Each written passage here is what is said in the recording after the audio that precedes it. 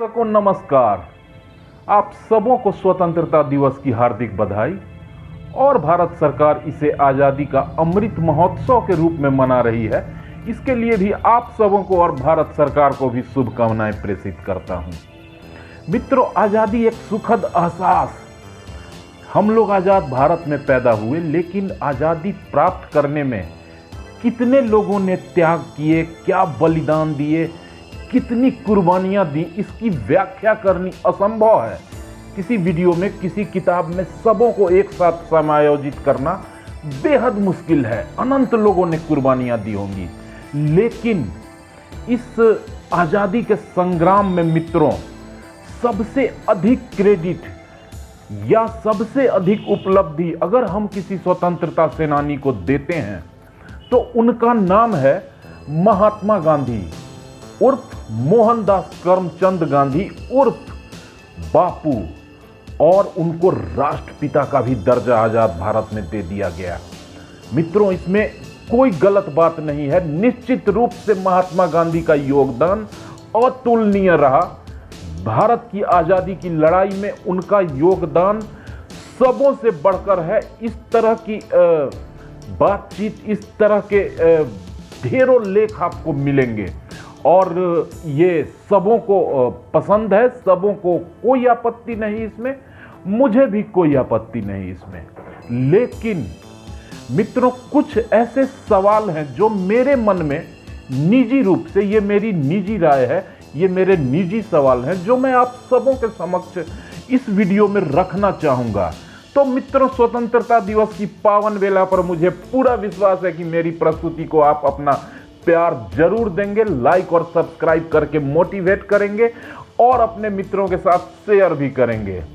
तो मित्रों, शुरुआत करूंगा 1869 ईस्वी, जब मोहनदास करमचंद गांधी जी का जन्म गुजरात के एक समुद्र तट के शहर पोरबंदर, इसको आप पोर्ट सिटी बोल सकते हैं, तटीय शहर बोल सकते हैं, पोरबंदर में हुआ था। मित्रों, गुलाम भारत में उस वक्त ये मोहनदास गांधी इनका नाम था, करमचंद इनके पिता का नाम था, जो कि उन राज्यों में ये नियम है कि अपने नाम में मध्य नाम आपको अपने पिता का रखना होता है, इसलिए मोहनदास करमचंद गांधी उनको बोला गया। तो मित्रों, ये इतने धनी परिवार से थे मोहनदास गांधी कि अपने 18 वर्ष की आयु में जब इनके पिता की मौत हो चुकी थी करमचंद गांधी की, ये 1888 ईस्वी में वकालत की पढ़ाई पढ़ने इंग्लैंड गए। जिस वक्त इंग्लैंड का शासन हमारे भारत में था, चरम पर था, अन्याय और अत्याचार हिंदुस्तानियों पर, उस वक्त मोहनदास करमचंद गांधी जी लंदन बैरिस्टर की पढ़ाई पढ़ने के लिए जाते हैं। 3 वर्षों तक वो लंदन में रहते हैं और 1891 में उनकी वापसी भारत को होती है। मित्रों, मैंने पहले ही कहा कि ये बेहद धनी परिवार से थे, तो इनका परिवार का पेशा भी आप जान लीजिए। संक्षिप्त में बता दूं, इनके पिता करमचंद गांधी पोरबंदर रियासत में दीवान के पद पर कार्य करते थे। दीवान को आपको समझाऊं तो दीवान का मतलब रियासतों में प्रधानमंत्री का जो पद होता है उसे दीवान कहा करते थे। तो ये बेहद रईसों में थे और इसी कारण पढ़ाई के लिए लंदन भेजे गए। निश्चित रूप से लंदन की पढ़ाई भी उस वक्त भी महंगी होगी जैसे आज महंगी है, लेकिन पढ़कर वापस आते हैं महात्मा गांधी जी। और अभी फिलहाल ये स्वतंत्रता संग्राम में नहीं आए थे, ये बिल्कुल अपने पारिवारिक जीवन में और अपने एक युवा जैसे अपने कैरियर को बनाने के लिए प्रयासरत रहता है, उस तरीके से ये वकालत की पढ़ाई कर हिंदुस्तान आए और वकालत ज्वाइन भी किया। इनका उसमें मन नहीं लग रहा था मित्रों। फिर अचानक 1893 ईस्वी में एक भारतीय कंपनी में एज ए लीगल एडवाइजर इनको ज्वाइन कराया गया। ये उस कंपनी में वकील के तौर पर कार्य करने लगे। इस कंपनी, जिसका नाम मुझे याद नहीं ठीक से, इसका एक ब्रांच ऑफिस साउथ अफ्रीका में भी था मित्रों, दक्षिण अफ्रीका में। तो 1 साल के करार पर महात्मा गांधी को इस कंपनी में कार्य करने के लिए साउथ अफ्रीका भेजा जाता है। दोस्तों, महात्मा गांधी जी 1893 ईस्वी में 1 साल के लिए दक्षिण अफ्रीका जाते हैं। मित्रों, आपको ये जानकर बेहद आश्चर्य होगा कि 1 साल के लिए साउथ अफ्रीका गए महात्मा गांधी, वहां करीब 22 वर्षों तक रह जाते हैं। साउथ अफ्रीका में भी उस वक्त अंग्रेजों का शासन था। इंग्लैंड, अंग्रेज, ब्रिटिश, ये उस वक्त साम्राज्यवाद के सबसे बड़े प्रतीक थे। ये पूरी दुनिया पर अपना कब्जा करना चाहते थे। उसी क्रम में इन्होंने भारत को भी गुलाम बनाया हुआ था। दक्षिण अफ्रीका भी उस वक्त इन्हीं के अधीन था। तो दक्षिण अफ्रीका में जब महात्मा गांधी पहुंचे तो उन्होंने वहां भारतीयों के साथ या काले वर्ण के लोगों के साथ नस्लीय भेदभाव की शिकायतें इनको मिलने लगी। ये खुद भी नस्लीय हिंसा का शिकार हुए। इन्हें फर्स्ट क्लास ट्रेन की बोगी से टिकट होने के बावजूद भी प्लेटफॉर्म पर फेंक दिया गया था। फिर क्या था, महात्मा गांधी ने निश्चय किया कि मैं इनके लिए आवाज उठाऊंगा, इन गोरे काले के बीच की जो खाई है इसको खत्म करने का प्रयास करूंगा, इस सामाजिक अन्याय के विरुद्ध लड़ूंगा।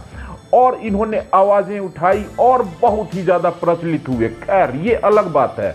मित्रों, जो बातें करना चाहता हूं मैं महात्मा गांधी के बारे में वो ये है कि दक्षिण अफ्रीका में एक जगह है जिसका नाम है फिनिक्स।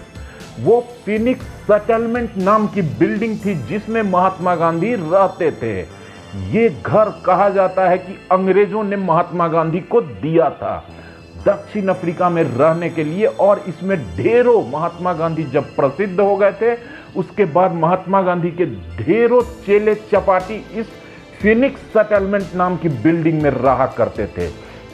दोस्तों, ये प्रसंग मैं क्यों बता रहा हूं ये आपको आगे पता चलेगा। खैर, ऐसा बताया जाता है मित्रों कि 1914 में जून महीने में दक्षिण अफ्रीका से समुद्री जहाज से महात्मा गांधी भारत के लिए रवाना होते हैं। इनको भारत में अंग्रेजों द्वारा किए जा रहे अत्याचार की खबरें मिलती है और ये भारत में आवाज उठाने के लिए, आजादी की लड़ाई में हिस्सा लेने के लिए दक्षिण अफ्रीका से 1914 के जून में निकलते हैं और ये भारत पहुंचते हैं जनवरी 1915 में। इसका मतलब करीब 7 महीने इनको उस समुद्री यात्रा में लगे। यहां दोस्तों मेरे मन में जो शक है, जो मेरे मन में डाउट है कि आखिर 1 महीने, मैक्सिमम 1 महीने, मैं जानता हूं समुद्री यात्रा में कितना समय लगता है किस देश से किस देश तक जाने में, क्योंकि मैंने समुद्री जहाज में कुछ वक्त नौकरी की है। मैं अपने व्यक्तिगत जीवन के बारे में बता रहा हूं। साउथ अफ्रीका से इंडिया आने में बहुत ज्यादा लगेगा तो 1 महीना। वैसे 1 महीना इंडिया से अमेरिका जाने में भी लगता है। अगर डायरेक्ट शिप चले तो 28 दिनों में आप यूएस पहुंच सकते हैं समुद्र के रास्ते से। खैर, मैं बहुत ज्यादा जोड़ रहा हूं तो 1 महीना साउथ अफ्रीका से इंडिया आने में लगेगा, लेकिन 7 महीने में यह जहाज इंडिया पहुंचता है जो दक्षिण अफ्रीका से महात्मा गांधी को लेकर चला था। तो ये रास्ते में कहां रुक गए थे? ऐसा जाहिर किया जाता है संदेह कि ये रास्ते में इंग्लैंड रुके और यहां अंग्रेजों के साथ इनकी वार्ता हुई भारत आने से पहले। खैर, जो भी हो, ये भारत पहुंचते हैं। और दोस्तों, आप सबों ने साबरमती आश्रम का नाम जरूर सुना होगा। इसमें कोई आश्चर्य नहीं है, निश्चित रूप से सुना होगा। गुजरात में साबरमती नदी बहती है और उसके किनारे ये एक आश्रम था जो गांधी जी का अस्थायी निवास माना गया।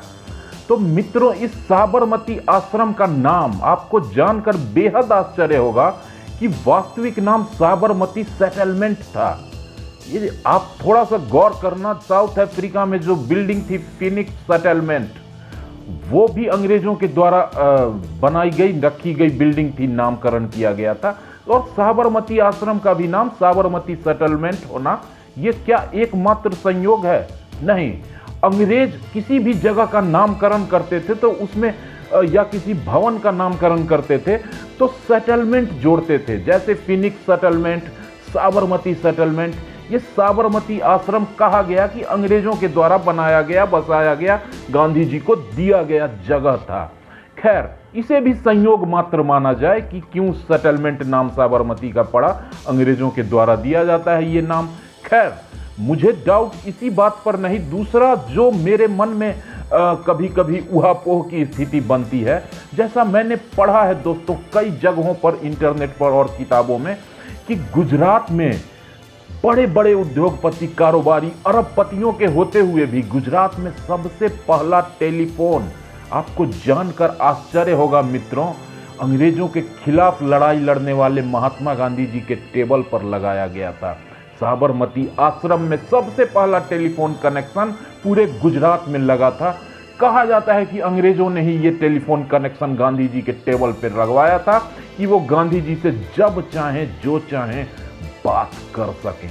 मित्रों, ये भी एक संयोग हो सकता है, गांधी जी तो उपकार लेने से रहे अंग्रेजों के, क्योंकि वो तो अंग्रेजों के खिलाफ लड़ने साउथ अफ्रीका से इंडिया आए थे और लड़ भी रहे थे सत्य और अहिंसा और चरखा के बल पर। खैर, गांधी जी पूजनीय थे, हैं और रहेंगे। फिर भी दोस्तों एक और मेरे मन में ऊहापोह की स्थिति आती है। मुंबई में एक जगह है, उस वक्त बंबई था ये, आज मुंबई हो गया। बंबई के उस जगह का नाम ग्रैंट रोड है मित्रों, सभी लोग जानते हैं, व्यावसायिक जगह है। और ग्रैंट रोड में लेबरनम रोड करके एक जगह है। ये सभी क्षेत्र अंग्रेज अफसरों के लिए अधिकृत थे। बड़े बड़े अंग्रेज अधिकारी इन क्षेत्रों में रहते थे, ग्रैंट रोड और लेबरनम रोड में। इस लेबरनम रोड में एक 3 मंजिला इमारत गांधी जी के नाम भी थी। दोस्तों कहा जाता है कि यह भी अंग्रेजों ने गांधी जी को उपयोग करने के लिए दी थी।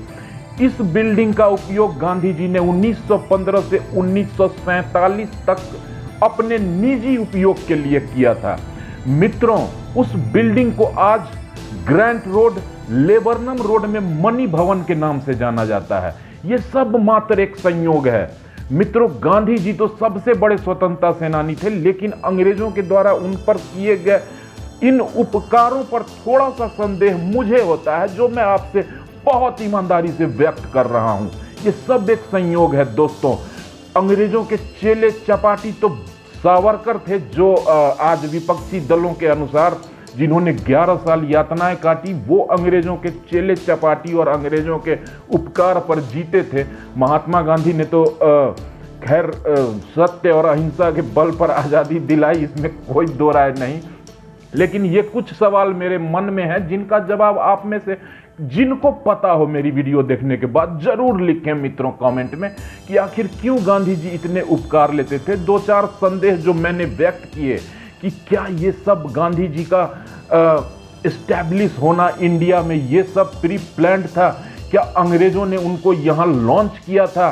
क्या वो अंग्रेजों के द्वारा लाए गए एक हिंदुस्तानी थे, जो अंग्रेजों को के ऊपर हो रहे क्रांतिकारियों के हमले और अटैक को शांत करने के लिए बुलाए गए थे, स्पेशली साउथ अफ्रीका से? ये सब बातें तो इसी ओर इशारा करती है मित्रों। वैसे इसका कोई स्पष्ट प्रमाण नहीं मिला है। गाहे बगाहे कई किताब, मैगजीन और इंटरनेट पर इस तरह का उल्लेख होता है। मैंने भी अपनी बात रखी। वैसे महात्मा गांधी का योगदान अतुलनीय था, है और रहेगा। दोस्तों 1948 ईस्वी में बिरला हाउस दिल्ली में, ये बहुत बड़े उद्योगपति हिंदुस्तान के बिरला, उन्हीं का ये गेस्ट हाउस था जिसमें गांधी जी रहा करते थे। शाम के वक्त भजन कीर्तन में जाने के वक्त एक युवक जिसका नाम नाथूराम गोडसे था, उसने 3 गोलियां मारी और महात्मा गांधी जी की दुखद मृत्यु हो गई। उनको नमन करते हुए आज़ादी की इस बेला पर आपको भी शुभकामनाएं प्रेषित करता हूं और आशा करता हूं कि मेरी प्रस्तुति आपको जरूर अच्छी लगी होगी। अगर अच्छी लगे तो मित्रों कमेंट में जरूर बताएं। तब तक के लिए अपना ख्याल जरूर रखना, मुझे भी दुआओं में याद रखना। Take care, good bye and good night.